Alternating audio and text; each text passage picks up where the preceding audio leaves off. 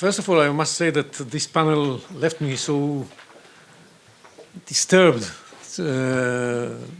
All these descriptions of what's going on with Jews around the world is really devastating. Here in Israel, we had this day, the 7th of October, feeling the same way, feeling that the situation is terrible. Where is our military? Where's the state? I mean, we were looking for the state for longer than just the 7th of October, but didn't find it. But the military we didn't find on the 7th of October. And it was a real shock because we were totally confident that we can rely on our military. That if anybody plans to carry out such an attack against us, the intelligence will know about it, will give an early warning, and the military will have enough time to mobilize the forces that are necessary in order to take care of the situation, and we shall be able to defeat the enemy within a very short period of time. This was our belief. We also knew that all kinds of difficult things are happening around the world, and we knew that the Iranians are planning all kinds of really vicious steps against us. We knew that they were feeding the Hezbollah and the Houthis and the Palestinian terror groups with money and other capabilities. But we didn't realize how bad this can actually be. Once it happens, it's totally different than just thinking and speaking about it. Especially when you get these vitriol clips about what has been done in the southern part of Israel on the 7th of October. We also knew that we have a problem around the globe. We knew. I'm busy with trying to cope with this problem ever since the Durban conference in 2005.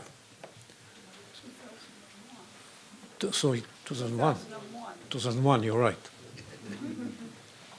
And at the time I was the head of the research division in the intelligence of the military. And we had a weekly meeting of all the people involved in fighting against delegitimization and trying to see how we can do better and fight delegitimization. And even though we knew all about it, the shock was terrible. Now, this is a conference held by the Israel Defense and Security Forum. The IDSF-Habithonistim not only knew about it, but sound the alarm. We sound the alarm. We wrote a paper back in 2022, if I remember correctly, a national security assessment. And we went like peddlers from one leader to another, showing them our paper, saying that we said that our situation is like the frog boiling in the pot. The threats are increasing continuously, and if we are not going to do something about it, we are going to be cooked. And I remember us presenting this assessment to the National Security Advisor of Israel at the time. And he said, well, please don't use this analogy. I don't feel comfortable with it. It's not the case. Don't speak this way. And we said, but this is the situation. Don't you want to be realistic about the threats you are facing? And we were ignored. To a large extent, I would say, we were ignored. Definitely by the military. I personally wrote a piece, a research paper, a policy paper. In June, I published it in June 2023, 4 months before the attack. It's called Disarming Gaza. And I said, look, this policy that we adopted towards Gaza is crazy. We allow the Gazans to arm themselves to their teeth, knowing that eventually they are going to use these capabilities, and we are doing nothing about it. We just look at it. At least with Hezbollah, I said, we try from time to time in the battle between wars to stop the shipments of arms from Iran to Lebanon. But in Gaza, we do nothing.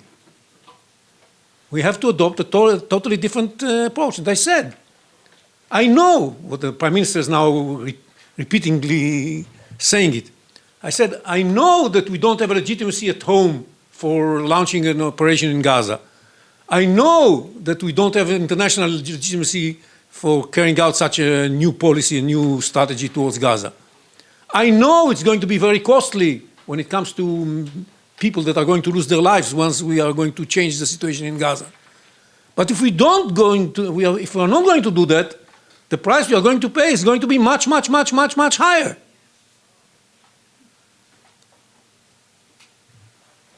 The answer I got when I presented it to security high-ranking officials was, Cooper, that's my nickname. Cooper, don't you know Hamas is deterred? I said, no. And I said, look, you're focused on Hezbollah and on Iran. These are bigger threats. It's good you focus on them. But the attack is going to come from Gaza, not from Hamas, not from Hezbollah and Iran. It's going to come from Gaza because our conflict, the first conflict we have is with the Gazans, with the Palestinians. They are going to attack us. And if you're not going to do anything to disarm Gaza, that's what's going to happen. I was not privy to the information about the Jericho wall plan and all of that. But even without it, I knew that this is coming.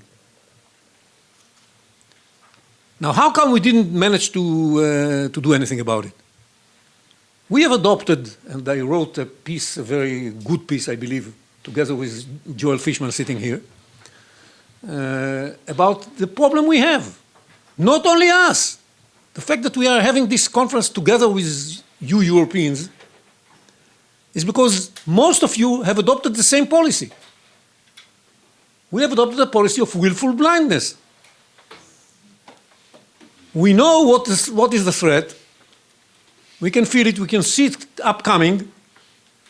But as long as it doesn't translate into something of the size of the 7th of October, we prefer not to do anything, trying to believe that it's not going to happen somehow. We don't understand the narrative of our enemies. We don't understand what drives them. We don't understand to what level of barbarism they can get.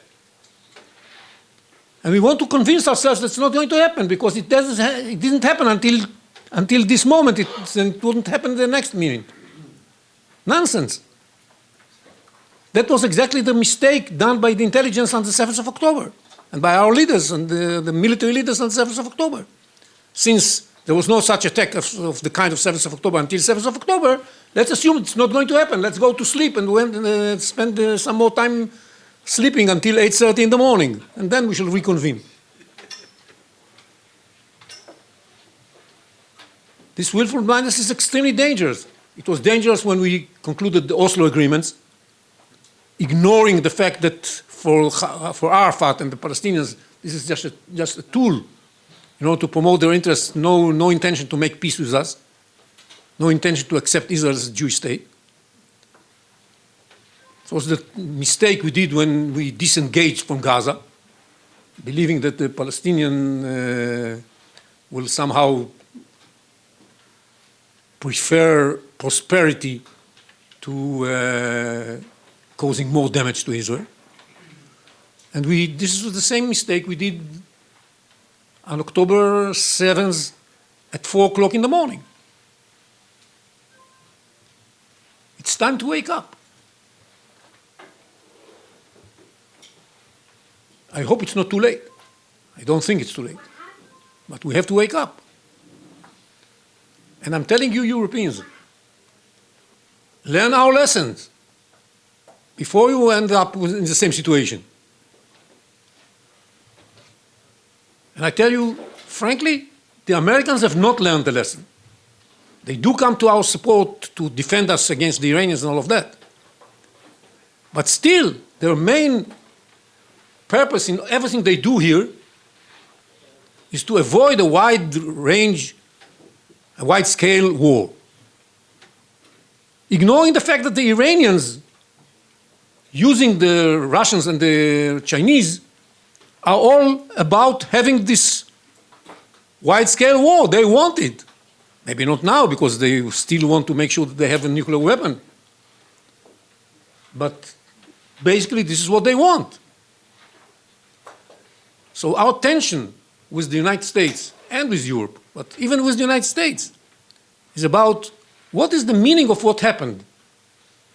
Is that something that should lead us to take the initiative, use the opportunity given to us by Hamas in a very vicious way, in order to change the situation altogether and defeat the enemies that we face, both inside the Palestinian community and in the region and globally, just what was said here? Or should we stick more to the same policy we had before 7th of October of doing anything in order to avoid a confrontation? And it's not only between us and the Americans. We have a strong line of thinking in Israel that try to force the government to give up.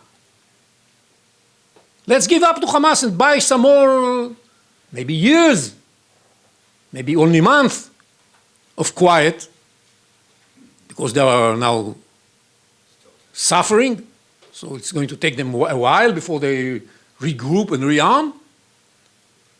So let's do that. And they use the hostages as a tool in order to convince us to take this option.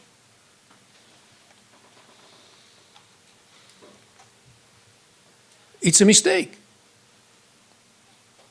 We have to understand that the time is ripe for dealing defeat for the forces of evil that we are facing.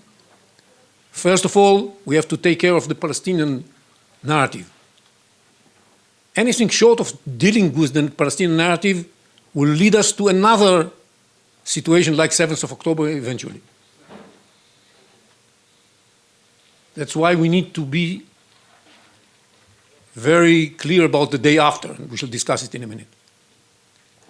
Secondly, we have to be able to deal with the threats coming from Lebanon and from the Houthis and from Iran and from the Iraqi militias. All of those threats, we have to deal with them now.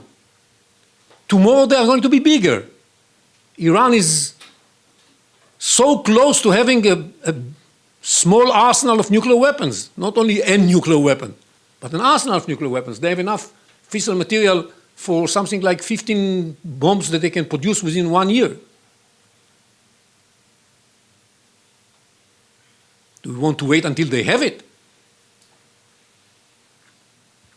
And yet, if you ask the international community, yes, let's wait. Let's pray that they are not going to break out. That's the policy of the entire world. We should do that battle against these threats, regional threats, together with our friends in the region. We have a lot of friends. But let's be realistic. These friends want us to fight. Nobody is going to fight for us. Nobody is going to even fight for their own interest. They want Israel to take upon itself all the fighting. And it was mentioned before that we need guns. To make all the fighting alone, we need a lot of guns. Many more guns than we have right now. That's one of the reasons we haven't yet fought on two fronts simultaneously, is because we are not sure that we have enough guns. And ammunition. I'm talking about guns, of course, symbolically. But yes, we call it ammunition economy. That's the Israeli terminology, ammunition economy.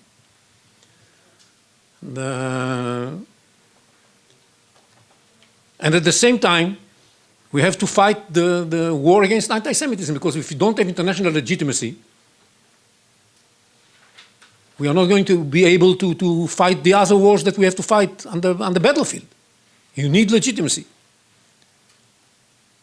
And it's frustrating to see that of all of Europe, Hungary is the only country that understands it.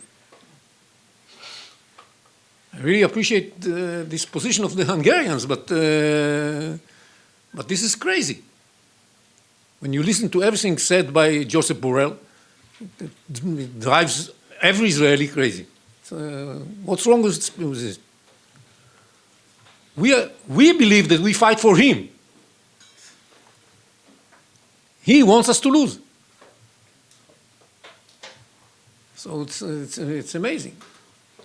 Now, in order to be able to fight this war and have legitimacy, we need to be united. We need two things, I would say. First, to be united. And it's very strange that we are not united at home. Our soldiers are extremely united. They fight like hell. They fully understand that it doesn't matter if the person sitting next to them in the tank has voted Lapid or voted Netanyahu or voted whatever. They fight together. They are ready to, there's this very strong solidarity and spirit. No problem with the soldiers. But when it comes to the politicians, it really is amazing to see how ununited they are. It's an existential war that you're fighting.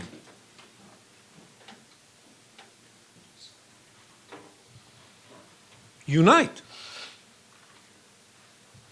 It's beyond me why we don't do that.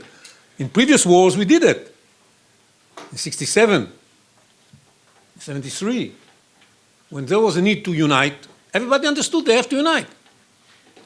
They were fighting each other before the war, but once there was a war, everybody was under the same mission, behind the same mission. And the other thing we need is to be successful. You cannot win a war if you don't manage to convince everybody that you are successful. It's extremely important that we end this Gaza part of this war in a very decisive manner, so that everybody knows,